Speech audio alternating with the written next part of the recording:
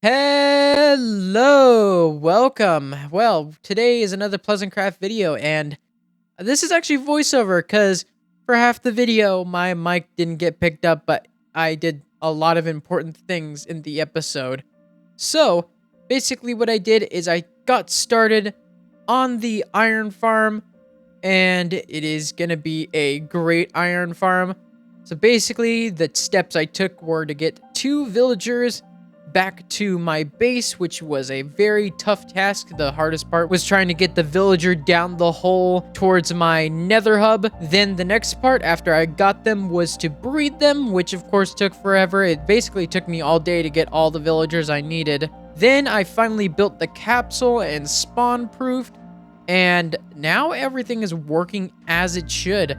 Now the next step is to make a room for it. So, I realized that my mic was not being picked up for many of the clips, so yeah, that was your voiceover commentary for the day, and now we're back to some live commentary. And this is the iron farm. It actually works really good. The problem with this farm is that it doesn't spawn 3 at once. The modules are too close, and sometimes it can a little slow. Like, not too slow, but most of the time it's fast, but sometimes it decides to reset itself and then not work until nighttime. And that's the one little issue with it that I wish would get fixed, but it runs pretty good otherwise. So yes, we have our profits here. I actually cleared this out pretty recently. So I have all of these iron blocks right now. Actually, no, I didn't. I actually used very little of them. I thought I used more, but I actually didn't. I haven't used any of them yet. But yes, I'm actually really excited to use this. Now we have an iron farm at our base, and I'm really happy with how this turned out. Even though it's not the greatest thing, it still works to our needs. So yeah, I just run it overnight. I go to the bridge and kind of just AFK there because it's actually a really good AFK spot because it's safe, it's high up, and it's really hard to get to, so it's like mobs can't just like randomly figure out how to get there. They have to like really look. So yeah, that's basically it. So around the shopping district, I have continued to work on the RTC, the Republic Trade Corporation, RTC. Get that into your brain so you know next time. So yes, I added another floor. I still have a lot more to go. And yeah, it's a big project. I think I still have some materials from it. Let's see. Oh, yes, I do have quite a bit of materials left. I have quite a bit to go, but I have quite a bit left. I'm gonna check the profits over here. All right, haven't made any here, not yet. I mean, I made some profits actually recently, so yeah, I'm very happy. So yes, let's see, anything in here oh, this was bought out recently. Oh, there's some of this. Ooh, checking profits is good. Very good, very good. All right, nope, nothing else. You could add that to our profits this week. We actually are making some bank here. And the server has updated to 1.16.2 finally. So now I could finally stock Blackstone and Spectral arrows in the Bastion Emporium. But yes, we are actually going to be moving on really quickly. I want to show you something that we will do in the next episode, but I want to just introduce the concept of what's going on. So yeah, so welcome to Pleasantville. Pleasantville is a very, very awesome community project by Graph. And basically what it is that we're going to build a neighborhood. We're going to build houses in our very own style. Viking has already built his own house, and I think it looks really good so far. Let's take a look at the interior. I'm pretty sure it's not 100% finished. He's been messing around a lot with armor stands, which has been very fun to watch him do that on stream. But yeah, basically we are supposed to choose our own plots. I'm actually going to go choose my plot, which is going to be right here. I think this is like a really good spot. Like, it's in the middle. Just want it. It's going to stand out a bit. It's going to be like a modern type. Wait, I want to place that like this. And I want to enter into the competition. So next episode, we are going to try to have the house designed, and we are going to enter into the competition. Yes, it ate up my blocks, and I want to win those 3 diamond blocks back because I need diamonds. And I really want to make it the best it could possibly be. We're gonna have a lot of functionality with it too. We're gonna try to make it, you know, functional, but look nice at the same time. It's gonna be a very, very like somewhat postmodern. It's gonna be like a very modern architecture style, but it's gonna have a little bit of variation from that style. And we're gonna try to use different block palettes. We're gonna try to use quartz in it. We're gonna try to use some concrete in it. I do want to try and use iron for some reason. I don't know why, but like I feel like I want to use iron in it in some fashion. So yeah, that's pretty much it for this. And now we're gonna be moving on to a blaze farm design that we're gonna do today for the Admiral and the Ham. So for the design that I'm going to create, I've decided I wanted to do something that will stop or prevent the blazes from going up when I hit them. One thing that I noticed about other farms is that whenever they get hit, they kind of fly up. So this system works this way. I will remove this glass real quick just for our test. The blaze falls down into here, and then they get trapped in this little area. So take a look at that happening right here. And it's a very simple trick. I just have piston going out here, about 8 ticks. So this takes a second, but it goes into a double piston extender going down.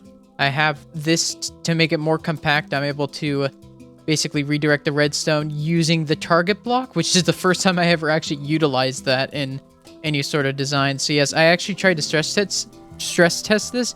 I think I must have stressed it out more than it usually probably does, because it did kind of like reverse on itself.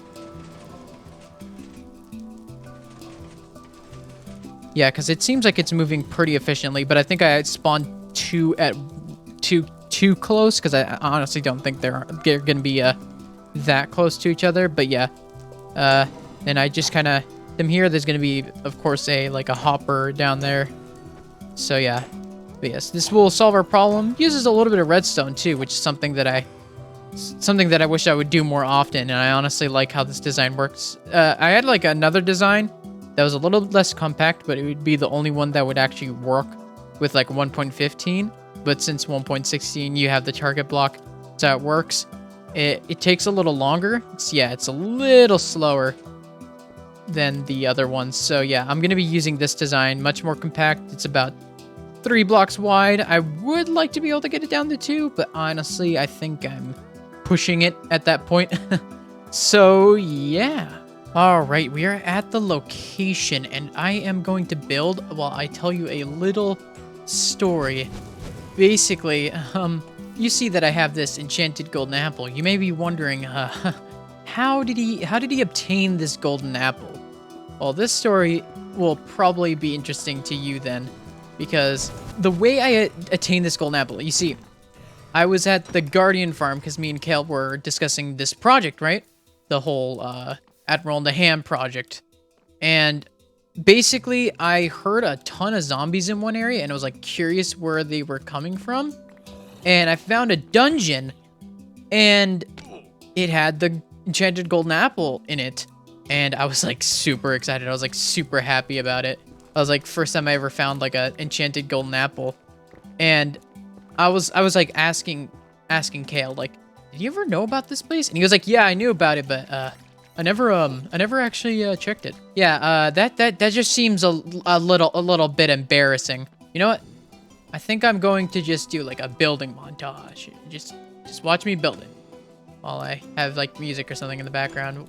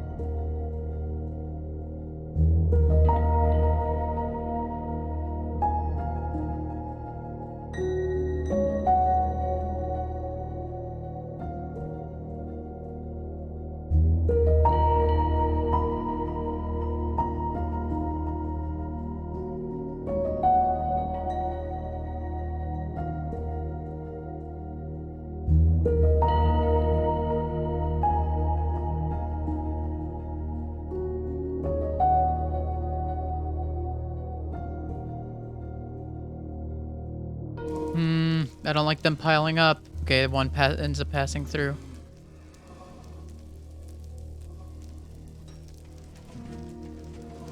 Let's see, do they all end up in the killing chamber? Yes. Oh, yes, that is so good. Oh, whoops. I don't want that. Oh. And then I just have to wait a bit. And then we got ourselves some blaze rods. Finally, this is going to be amazing. I do got to spawn proof this area a bit so that I don't get mob spawning while I'm trying to get here. Trying to be in here. It'll eventually go down, right? I'll eventually try to stop floating. This guy better stop floating because he's going to be annoying. Oh my god, he's literally blocking them. He's literally blocking them. Why won't he stop floating? Oh, there we go. Oh boy. He's clogging it up quite a bit. That one dude is clogging it so much up. I mean, I can't really do anything about it. Oh, there we go. All right. Well, I'll just like have this run for a bit and I'll be back to show you just how it's running. All right. So I did a little bit of work on the killing chamber and yes, it looks way, way better. And better than it was before. But I think this is working efficiently enough. They go down, and they hit the pressure plate, which pushes them into the killing chamber. I really like how this killing chamber looks. It looks like an oven. Sometimes they get stuck and fly up, but they eventually, yeah, they do that, come back down. Not really a big deal. I think there's one more guy. It's supposed to come down. But yes, this is really good. This is what the drops I've gotten so far. I haven't run it that much. I actually, these levels are from the gold farm, not from the blaze farm. Now that we have them all here, we shall...